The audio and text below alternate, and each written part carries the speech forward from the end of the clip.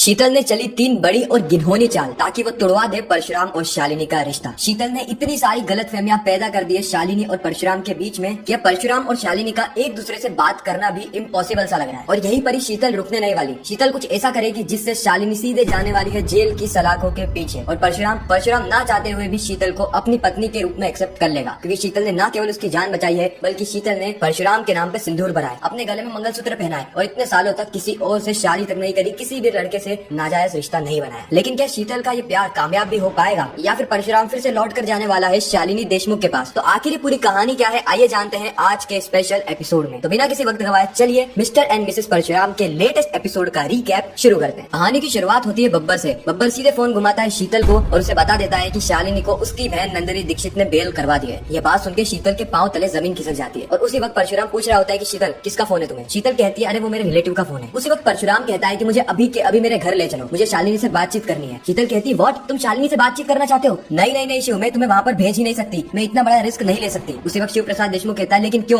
मुझे अपनी पत्नी से मिलना है और जो भी बातें तुमने मुझसे कही वह चार्जशीट वाली बात और बाकी सारी बातें मुझे उससे पूछ के कंफर्म करना है कि ये बात सच है या नहीं, क्योंकि मेरा दिल नहीं मान रहा। शालिनी कहती है कि मैं तुम्हें वहाँ पर नहीं जाने दे सकती शिव, क्योंकि शालिनी ने तुम पर गोली चलाई है, उसका एक्स्ट्रा मैरिटल अफेयर चल रहा है और तुम अगर वापस से उसके पास जाओगे तो तुम्हें जान से मार देगी। मैं तुम्हें वापस से नहीं खोल सकती। तुम्हें शायद पता नहीं है कि मैंने तुम्हें कैसे बचाया। मैं अपने कंधों पे तुम्हें लेकर उस पहाड़ी पे घूम रही थी और अचानक से कार वाला आया, इसीलिए हम दोनों सुरक्षित हॉस्पिटल में पहुंच पाए। नहीं तो डॉक्टर से पूछ लेना, अगर तुम थोड़े से भी लेट हो जाते ना शिव तो तुम बच नहीं पाते। और मैं तुम्हारे साथ ऐसा नहीं होने दे सकती। वो शालिनी को जो करना है वो करे, हमें तो उससे बदला भी नहीं लेना, हमें तो बस हमारी जिंदगी अच्छे से गुजारनी है शिव। और तुम टेंशन मत लेना, तुम्हारे दोनों ही बच्चों को मैं अपने बच्चों की तरह पालूंगी, उन्हें जरा सा भी फर्क नहीं होने दूंगी, उन्हें ऐसा कभी भी नहीं लगेगा कि मैं उनकी सौतेली मां हूं। इस वक्त परशुराम कहता है कि ये तुम क्या बातें कर रही हो? नहीं नहीं नहीं, मुझे शालिनी से तो मिलना ही पड़ेगा, मुझे अपने घर जाना ही पड़ेगा। शीतल कहती है कि देखो शिव, मैंने तुम्हें बहुत समझाने की कोशिश करी, लेकिन इसके बावजूद भी अगर तुम शालिनी से मिलने जाना चाहते हो ना तो तुम जा सकते हो, लेकिन अभी नहीं। अभी तो डॉक्टर्स ने भी कहा है कि तुम्हें रेस्ट की आवश्यकता है। उसी वक्त हम देखते हैं कि वहाँ पे एक नर्स आ जाती है जो कि परशुराम को कहती है कि सर आपकी दवाई लेने का टाइम हो गया है, तो आप कृपया करके हमारे साथ चल चलिए। शीतल कहती है कि एक बार तुम ठीक हो जाओ शिव, उसके बाद मैं खुद तुम्हें शालिनी के घर पे ले जाऊंगी। खैर परशुराम के वहाँ से जाते ही शीतल सीधे फोन घुमाती है बब्बर को। शीतल बब्बर से कहती है कि बब्बर मुझे अभी के अभी एक लड़का चाहिए, एक हैंडसम सा लड़का जिसकी बॉडी और फिजिक अच्छी होनी चाहिए, एज करीब शालिनी के आसपास होनी चाहिए। बब्बर कहता है लेकिन क्यों, आपको ये सब क्यों चाहिए? उसी वक्त शीतल कहती है कि एक लव ट्रायंगल करना है, यानी उसे शालिनी का बॉयफ्रेंड बनाकर शिव प्रसाद देशमुख के सामने प्रस्तुत करना है ताकि शालिनी के चरित्र पर दाग लग सके। और जब शालिनी के चरित्र पर दाग लग जाएंगे और शिव को भी इस बात का यकीन हो जाएगा कि शालिनी का सही में एक अफेयर चल रहा है, तो परशुराम कभी भी उसके पास लौट कर नहीं जाएगा। बब्बर कहता है कि वाह मैडम वाह, दिमाग तो बहुत बढ़िया चलाती है आप। शीतल कहती है कि तुम सिर्फ अपने काम से काम रखो और एक हैंडसम से इंसान को जल्दी से तैयार करो। परिस्थिति कुछ ऐसी बना देनी है कि सभी लोगों को ये लगने लगे कि शालिनी उससे बहुत ज्यादा प्यार करती थी और उसी के कहने पर शालिनी ने शिव प्रसाद देशमुख पर गोली चलाई और उसके बाद शालिनी को जेल जाने से उसकी बहन नंदिनी दीक्षित भी नहीं रोक सकती। अगले ही सीन में हम देखते हैं शिव प्रसाद देशमुख को, जो कि लेटे लेटे अपनी पुरानी चीजों को याद कर रहा होता है कि किस तरीके से शालिनी देशमुख ने उस पर गोली चलाई और यह चीज शिव प्रसाद देशमुख ने अपनी आंखों से देखी है। तभी तो शीतल की बात पे यकीन कर रहा है, नहीं तो वो जानता है कि शीतल कितनी बड़ी बड़ी चाल चल चुकी है। और शीतल ने पहले भी शिव प्रसाद देशमुख को मारने की कोशिश करी है, लेकिन शालिनी ने तो मुझ पर गोली ही चला दी। परशुराम अपने आप से पूछ रहा होता है कि क्या शालिनी, क्या तुम्हारा सही में किसी के साथ अफेयर चल रहा है? मिसेस तुमने मुझे धोखा क्यों दिया? आखिर तुमने मुझे धोखा क्यों दिया? कहीं ना कहीं परशुराम की आंखों से आंसू भी बहना शुरू हो जाते हैं। और इस तरफ भी हम शालिनी को देखते हैं जो कि रो रही होती है। वो शिव प्रसाद देशमुख के कपड़ों को देखती है और अपने आंसू बहाने लगती है, क्योंकि वह शिव प्रसाद देशमुख से बहुत ज्यादा प्यार करा करती थी। क्या वो करा करती है, लेकिन उसे पता है कि अब शिव प्रसाद देशमुख उसकी जिंदगी में कभी भी लौट कर नहीं आएंगे, क्योंकि उसने गलती से शिव प्रसाद देशमुख पर एक गोली चला दी। उसको गोली से मारना तो उन गुंडों को था ताकि वो अपने पति को बचा सके, लेकिन वही अपने पति के मौत का कारण बनी। हालांकि अभी तक शिव प्रसाद देशमुख की लाश नहीं मिली है, इसलिए शालिनी को थोड़ी सी उम्मीद है, थोड़ी सी सही लेकिन उम्मीद जरूर है कि शिव प्रसाद देशमुख वापस आएंगे। यहाँ पर उसके दोनों ही बच्चे रो रहे होते हैं। शालिनी दोनों को दिलासा देते हुए कहती है कि तुम्हारे पास उनसे बहुत ज्यादा प्यार करते बच्चों, वो तुम्हें छोड़कर कभी नहीं जाएंगे, वो जल्द ही लौट कर आएंगे, जल्द से जल्द लौट कर आएंगे। इसके बाद पूरी पैकिंग हो जाती है और शालिनी अपने बंगलों से बाहर आती है, जहाँ पर वो देखती है कि नंदिनी टैक्सी वैक्सी के साथ तैयार होती है और कह रही होती है कि चलो अभी के अभी हमें फ्लाइट पकड़ के घर पे जाना है। लेकिन शालिनी साफ इनकार कर देती है। शालिनी कहती है कि मल्हार दीक्षित के पैसों से खरीदी गई फ्लाइट की टिकट पे ये शालिनी नहीं बैठने वाली, कभी भी नहीं बैठने वाली। नंदिनी कहती है कि शालिनी इतना तो ईगो पे मत लो, वो तुम्हारे ही पापा है, वो हमारे पापा है। शालिनी कहती है कि नहीं, मुझे पता है कि इन सारी चीजों का परिणाम क्या होने वाला है। वैसे मेरे चरित्र पे बहुत दाग लग रहे थे, तुम बस मेरा साथ दो, क्योंकि मैंने अपने पति को जान से नहीं मारा, मैं तो उन गुंडों से अपने पति को बचा रही थी। और रही बात मुंबई पहुंचने की ना, तो मैंने ट्रेन की टिकट बुक कर ली है, मैं जनरल डिब्बे में अपने दोनों ही बच्चों के साथ मुंबई पहुंच जाऊंगी, तुम उसकी टेंशन मत लो दीदी, तुम बस मुझे बचा लेना, तुम मेरा साथ देना, तुम सच का साथ देना। नंदिनी कहती है कि शालिनी जिद मत करो, जिसको छोड़ दो, मेरे साथ चलो। लेकिन शालिनी नहीं मानती है, वो अपनी बातों पे कायम रहती है। वो कहती है कि अगर आज शिव जिंदा होते, यानी अगर हमारे बीच होते ना, तो कभी भी मल्हार दीक्षित के पैसों से फ्लाइट की टिकट बुक नहीं करते और न ही उनके पैसों से कुछ भी काम करते, तो भला मैं कैसे कर सकती हूँ? नंदिनी को समझ में आ जाता है कि शालिनी मानने वालों में से नहीं है, इसीलिए नंदिनी कहती है कि ठीक है, हैप्पी जर्नी और जल्दी से जल्दी तुम मुंबई पहुंच जाओ, उसके बाद हम देखते हैं कि आगे क्या क्या हो सकता है, तुम बिल्कुल भी टेंशन मत लेना। लेकिन यहाँ पर किस्मत भी कुछ ऐसा खेल खेलती है कि शालिनी जिस टैक्सी में जा रही होती है उसी की बगल वाली टैक्सी से परशुराम आ रहा होता है। अगर शालिनी थोड़ी सी देर, कम से कम अगर 5 मिनट और रुक जाती ना तो वो अपने पति से मिल लेती, लेकिन वो अपने पति से नहीं मिल पाती है। अब परशुराम यहाँ पर कैसे पहुंच गया, तो डॉक्टर्स के पास था। तो परशुराम बार बार शालिनी का ख्याल सोच रहा होता है, इसलिए वो निर्णय लेता है कि वो अभी के अभी बंगलों में जाएगा और शालिनी से बातचीत करेगा। और वो बुरी से बुरी हालत में भी लंगड़ाते हुए एक लकड़ी के सहारे से टैक्सी बुक करता है और टैक्सी में बैठकर सीधे पहुंच जाता है बंगलों में। लेकिन वही किस्मत का खेल तो यही था कि शालिनी वहाँ से चली गई और परशुराम वहाँ पर पहुंच गया। परशुराम गेट को खोलता है, लंगड़ाते लंगड़ाते शालिनी और अपने दोनों ही बच्चों के नाम चिल्ला रहा होता है, शालिनी, चिंटू, पीहू, कहाँ हो तुम, तुम्हारे पास आ गए। लेकिन उसे कहीं से भी आवाज नहीं आती। वो देखता है कि यहाँ पर तो माहौल चकपक है, यानी सारे कपड़े अपने पैक करके वह लोग तो जा चुके हैं। ये देखकर परशुराम को बहुत ज्यादा बुरा लगता है। परशुराम के दिमाग में शीतल की ही बातें सुनने लगती है, यानी चलने लगती है। वो लंगड़ाते लंगड़ाते गार्डन में आता है, रो रहा होता है, चिल्ला रहा होता है। वो कहता है कि शालिनी तुम कहाँ चली गई, तुम मुझे छोड़ के कहाँ चली गई, मैं तुमसे मिलना चाहता हूँ, मैं तुमसे पूछना चाहता हूँ कि तुमने ऐसा क्यों किया। और इतने में वहाँ पे आ जाती है शीतल। शीतल देख रही होती है कि परशुराम कितने ज्यादा दर्द में है, इसलिए शीतल उससे गले मिलती है। अब शीतल को हम कितना भी बुरा भला क्यों ना कह रहे हैं, लेकिन शीतल आखिर में परशुराम से प्यार तो बहुत ज्यादा करती है, बिल्कुल शालिनी जितना ही, बस उसके प्यार करने का तरीका थोड़ा गलत है। इस वक्त परशुराम का सहारा और कोई नहीं बल्कि शीतल थी। एक तरफ तो परशुराम का सहारा शीतल बन जाती है, लेकिन दूसरी तरफ हम देखते हैं शालिनी को, जो कि ट्रेन में जनरल डिब्बे में बैठकर रो रही होती है। उसके दिमाग में वही ख्यालात चल रहे होते हैं जो कि उसने अपने पति शिव प्रसाद देशमुख के साथ में बिताए थे। वो सारे सपने, वो सारी उम्मीदें, फ्यूचर की प्लानिंग, छोटी मोटी नोकझोंक, वो सारी चीज शालिनी के दिमाग में चल रही होती है। और जैसे जैसे दिमाग में चलती है उससे 2 गुना तेजी गति से उसकी आंखों से आंसू बहने लग जाते हैं। उसके दोनों बच्चे भी इस वक्त तक रो रहे होते हैं। भले उनमें ज्यादा समझ नहीं है, लेकिन इतनी तो समझ है कि अगर उसकी आई रो रही है तो कुछ तो बुरा हुआ है, उसके पा के साथ कुछ तो बुरा हुआ है। शालिनी का इस वक्त तक कुछ भी सहारा नहीं होता है। उसी वक्त उसे कॉल आ जाता है उसकी आई का। शालिनी अपनी आई का कॉल उठाती है और वापस से रोना शुरू कर देती है। शालिनी की आई कहती है कि शालिनी तू रिहा हो गई, तुझे कोर्ट वालों ने छोड़ दिया। उसी वक्त शालिनी कहती है कि आई तू ये क्या बात कर रही है, मैंने अपने पति का खून नहीं किया है जो कि अदालत मुझे वहाँ पर रोक के रखेगी। वो सारी चीजें एक एक्सीडेंट थी, एक एक्सीडेंट। मैं अपने पति को बचाना चाह रही थी, मैंने गन उठाई और गुंडे पर गोली चलाई, लेकिन पता नहीं कैसे वह गोली मेरे पति शिव प्रसाद देशमुख पे लग गई। इस वक्त शालिनी की आई कहती है तू टेंशन मत ले, तो अभी के अभी हमारे घर पे आ जा, जल्दी से जल्दी, नंदिनी तुझे बचा लेगी। मेरी नंदिनी से बात हो गई है। शालिनी कहती है कि नंदिनी दीदी ही आई थी मुझे बचाने के लिए। उसके बाद शालिनी अपने दर्द बयां करने लगती है और शालिनी की आई को यहाँ पे बहुत ज्यादा बुरा लग रहा होता है अपनी बेटी के लिए। खैर इसी के साथ ही एपिसोड यहीं पे समाप्त हो जाता है। आपको ये रिकैप कैसा लगा कमेंट सेक्शन में जरूर बताना। मैं मिलता हूँ किसी नेक्स्ट इंटरेस्टिंग वीडियो में, जब तक के लिए गुड बाय।